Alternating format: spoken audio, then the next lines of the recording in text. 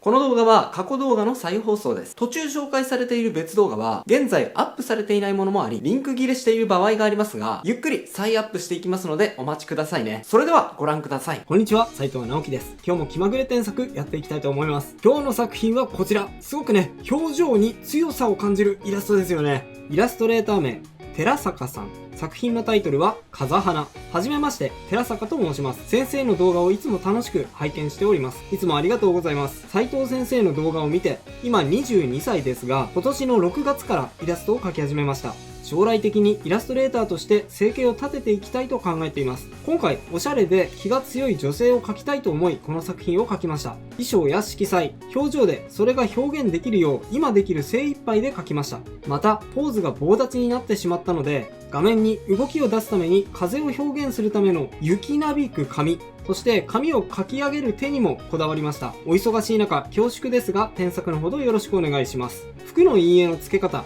ややリアル寄りのデフォルメイラストを描きたいのに、服のシワを描き込んでいくと劇画調になってしまい、全体に統一感がなくなってしまうのを改善したいです。オーバーサイズのジャケットを着せたつもりなのに体格がいいだけに見えているので、華奢な感じを出す方法が知りたいです。風や熱気、冷気などより見ている人がその場にいるように感じる演出が知りたいです。その他改善点を厳しく教えていただければ幸いです。よろしくお願いします。とのことです。絵を描き始めてまだ間もないということですが、寺坂さんはとにかく観察力がすごいと思いました。めちゃくちゃよく描くものを見ようとしている。例えばですね、見てほしいんですが、この服のシワですね。特にね、この手に引っ張られてできるここのシワとか、あとはね、奥側のジャケットのシワとか、これは絶対に適当に描いたんじゃこうなりません。おそらくきちっとこういうシワの入り方を資料を見ながら描いたんだと思いますし、あとですね、唇も、このね、唇の縦じわまでかなり詳細に描かれています。あとはね、この涙ぼくろとか、あとはこの髪の毛の一本一本まですごく細かく書き込まれていますね。これはもうよく見て書かなければこうはなりませんので、寺坂さんの観察力、とてもね、素晴らしいと感じました。こんな風に観察力が鋭い方はぐんぐん上達していくと思います。書き始めて間もないのにこのうまさというのは納得がいきました。で、今回どこを添削していくかなんですけど、寺坂さんがコメントでも言っているように、リアル寄りのデフォルメイラストにしたいのに、なぜか劇画調になったり、あとは華奢な体を描きたいのに、体格がよく見えてしまったり、背景にもね、少し違和感が出ちゃってたりと、リアルに描いたつもりなのに、そうならない。それってなんでなのっていう部分に困っている感じがしますね。なので今回のテーマはリアルに描くためのコツにしたいと思います。確かにね、寺坂さん資料をよく見てしっかりと描いているんですが、逆にですね、その寺坂さんの観察力の高さがあだになっている部分があるんですよ。資料をよく見すぎちゃダメなのって思う人もいるかもしれませんが、いえいえ、そういうことではないんです。でもね、資料の見方にもちょっとしたコツがあるんですよ。その部分を踏まえつつ順番に添削をしていきたいと思います。それでは早速行ってみましょう。まずはですね、違和感に挙げられていた体の添削を先にしていきましょう。まず体が少しいかつめに見えている原因、それは大方ここですね。直してみます。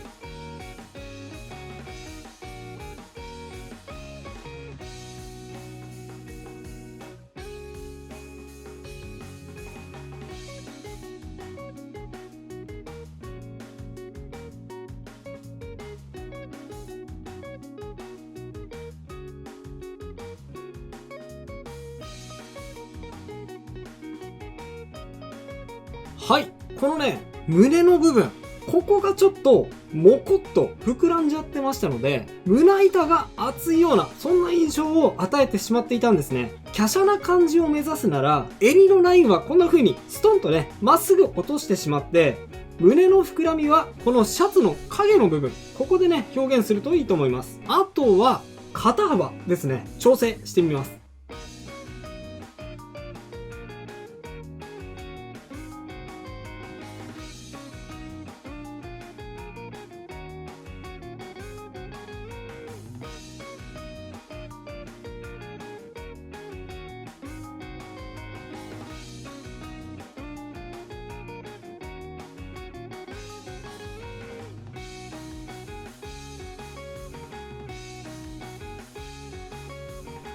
はい、奥の肩幅も少しだけ広めの印象でした。肩幅が広いとガタイがよく見えてしまいますから、肩幅は狭く、逆にポケットに手を突っ込んでいるような設定にして、裾の部分は広げてあげても肩幅の狭さをさらに強調できて良いと思いました。あとはそうですね、オーバーサイズのジャケットを着ているということなんですが、結構ね、それを描き切るには描写力が必要なのと、オーバーサイズっていうのがより分かりやすくするためにですね、こうしてしまうのも手かなっていうふうに思いました。こんな感じ。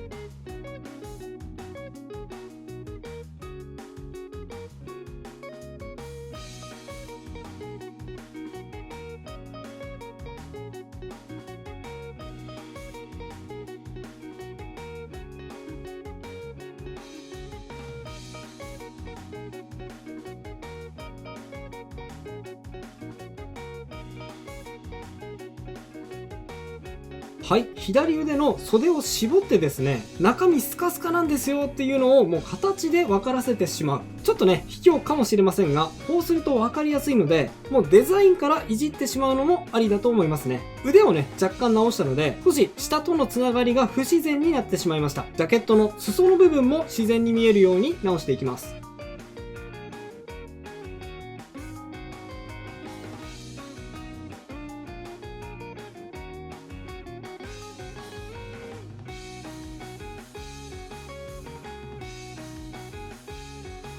はい、こんな感じ。あとはより体が華奢に見えるように、これもともとね、そういう意図だとは思うんですが、パンツのシルエットですね。これをもう少しダボっと大きめにしてあげると効果的だと思います。やってみます。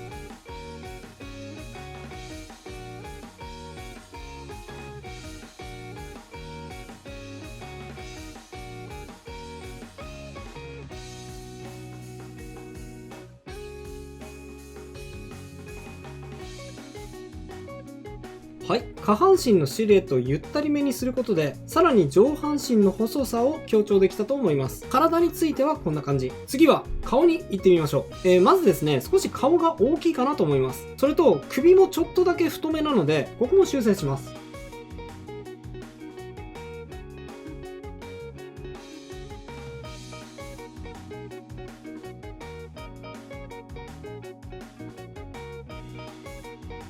はい、このぐらいです。特に首が太いとそれだけがっしりとして見えてしまいますので、ここは意識しておいた方がいいと思います。あとですね、ちょっと鼻の下が長いのかなって思いますので、そこも少しだけ縮めてみます。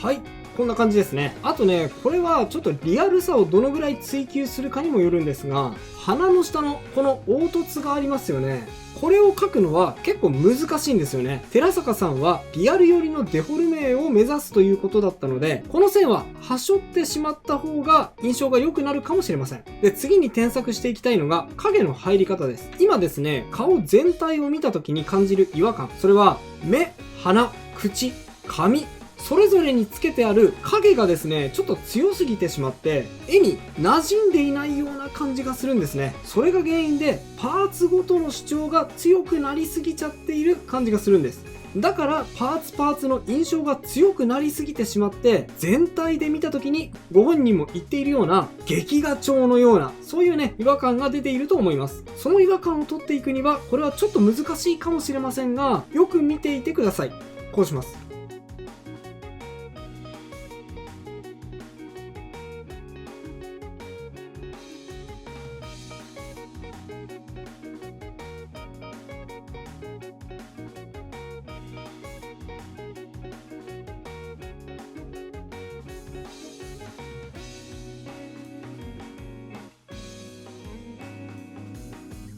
はい。今何をしたのかわかりますでしょうか？見比べるとわかると思うんですが、ほら、こんな風に目やほっぺのコントラストを弱めて、きちっと影の中に目があるような色にしてあげました。こうすることによって目だけが画面から浮き上がってくることを避けて、顔に馴染んでくれるわけです。目線もね、カメラを向けてみました。続いて目以外の部分も調整してみましょう。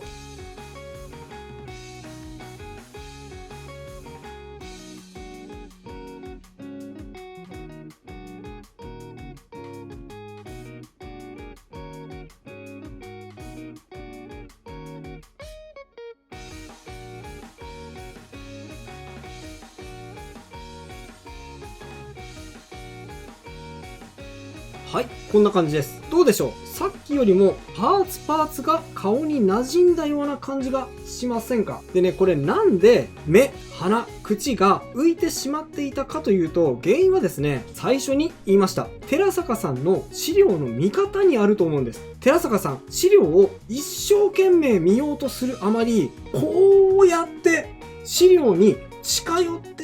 て細かい部分まで見ようとしてませんか？この見方、実は、ブブー、あまり良くはありません。そういう見方をしなきゃいけないこともあるにはあるんですが、今は人物を引きで描いている場面ですよね。そういう場合の資料の正しい見方というのは、絵と同じように資料を引いた状態でよく見るっていうことなんですよ。そうするとですね、普通はこういう唇の縦じわとか、そういう部分ってむしろ見えないと思うんですよね。見えない部分については、見えないように描くのが絵を見ている人もリアルに感じると思いますので、実は資料に近寄って細部を書き込みすぎてしまうとですね、リアルさを追求したつもりでも逆にリアルからかけ離れていってしまう。そういうことがね、起こりがちなんです。ここは注意が必要だと思います。なので、そういう意味では、この髪の毛についても調整が必要ですね。こんな感じ。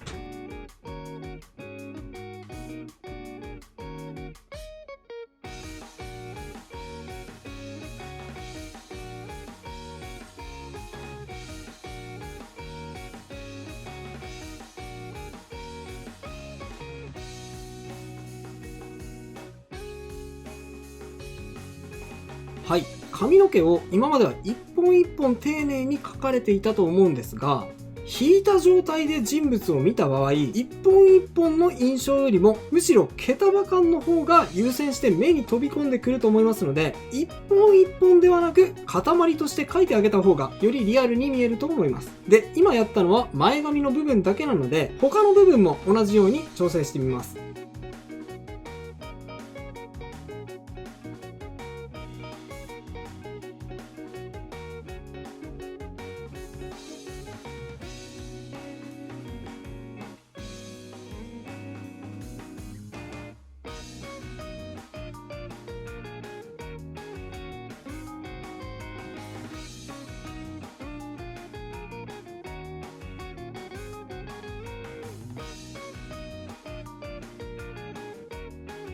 はい、こんな感じです。人物については以上となります。次は背景ですね。添削していきましょう。背景もですね、よく描けてはいると思うんですが、ちょっときちっと描きすぎてしまっているせいで、ここも少しリアルから遠ざかっているような感じがしますね。で、ちょっとね、今言っているようなことって、そもそも絵を描き始めて1ヶ月か2ヶ月かぐらいの人に対して言うアドバイスではないというか、めちゃくちゃね、レベルの高いことを言っちゃっているんですが、おそらく短期間でここまでレベルが高いところまで到達しちゃっている寺坂さんにとっては、むしろこのぐらいのアドバイスを求めているような気がしますので、構わず続けちゃいますね。頑張ってついてきてください。なのでまずビルの高さや奥行きを少しいじってあげて自然な感じにしてみます。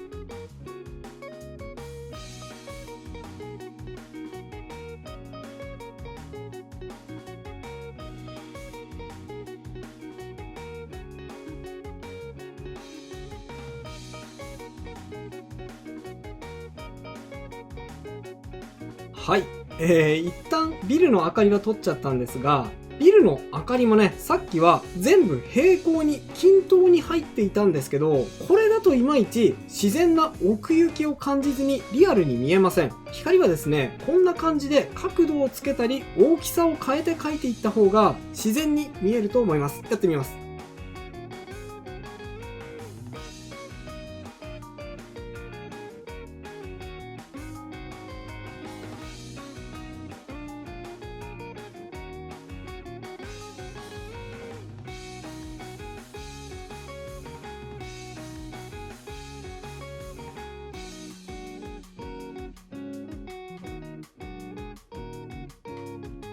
はい、どうでしょう。こんな風に光に角度をつけることによってビルにも角度を感じますし、大きさによって奥行きを表現できるんですね。今ですね、上の方だけやったので画面下の方も書き込んでいきます。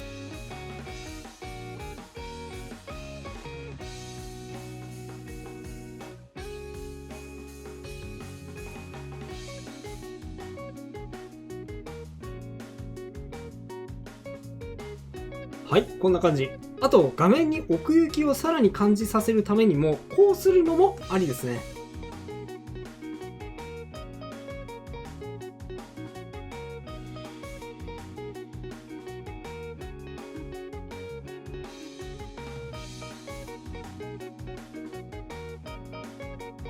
はい、こんな感じ。女性のすぐ後ろに手すりを描いたことによって、今女性がいる場所が歩道橋のような場所になって、背景との距離が生まれました。さっきの状態でもありえなくはないんですが、平らな地面があって地平線のところにビルが生えているっていう状況はそんなに見ないので、そういう部分でも少しリアルさを感じない原因になっていたかもしれません。直す前と後見比べてみると、ほら、別に僕今パースを測ったり直線ツールを使ったりしてめっちゃ詳細に背景を描いたわけじゃないんですが、でも印象としてさっきよりもリアルな感じがしませんか？どうでしょう？こんな風にあくまで引いてみた時の印象をもとに画面を描いていってあげることでもリアルさというのは生み出すことが可能なんですよ。あとはですね、最後の仕上げとして雪ですね。雪をこんな風に描いていくのもありだと思います。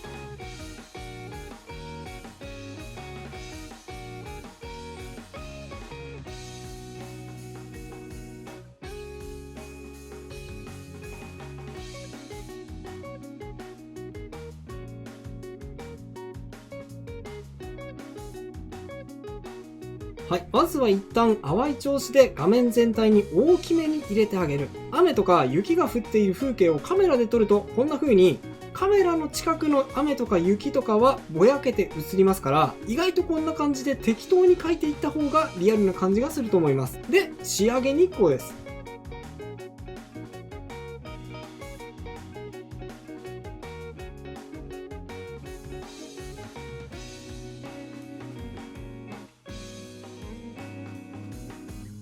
一部だけをはっきりと雪の粒を描いてあげましょう。画面全体をはっきりと描かずとも、これだけで、あ、雪が降っているんだなっていうことを見ている人に分からせることができます。はい、今回の添削は以上となります。並べて比較していってみましょう。はい、右がビフォー、左がアフターです。こんな風に変化しました。ちょっとね、画面が小さいですから少しアップにして比較すると、こんな感じです。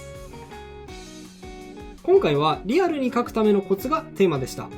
まずは最初、人物の添削です。人物は細部を細かく描きすぎてしまっていたので、その部分をあえてはしょって、髪の毛は毛束に、そして顔の中身ははっきりとは描きすぎずに影になじませることによって、全体で見た時にはよりリアルに感じさせることができるよという話をしました。そして次に背景ですね。背景についてもきちっと平行にビルを描くのではなく、傾きをつけたり奥行きをつけたり光の揺らぎを加えていくことによって、きちっと描くよりもむしろリアルに感じさせることができるっていうことを添削を通してお見せしてきました。また今回描いていったテイストはいわゆる厚塗りと呼ばれるような塗り重ねによってガシガシと描いていくようなやり方だったんですが、厚塗りって苦手なんだよね。興味はあるんだけど、ちょっと今の自分には無理かなっていう人もいると思うんです。大丈夫です。そんな人でも簡単に厚塗りテイストの絵が描けるようになっちゃうこちらの動画。これだけ厚塗りを簡単にできる手順とはがおすすめです。興味があればそちらも合わせてチェックしてみてくださいね。それでは最後行ってみましょう。気まぐれじゃんけんのコーナーです。いきますよ。準備はいいですか？気まぐれじゃんけんじゃんけんポン。それではまた次回の動画でお会いしましょう。バイバイ。ということで再放送をお届けしました。いかがだったでしょうか？新チャンネルのチャンネル登録と高評価もよろしくお願いします。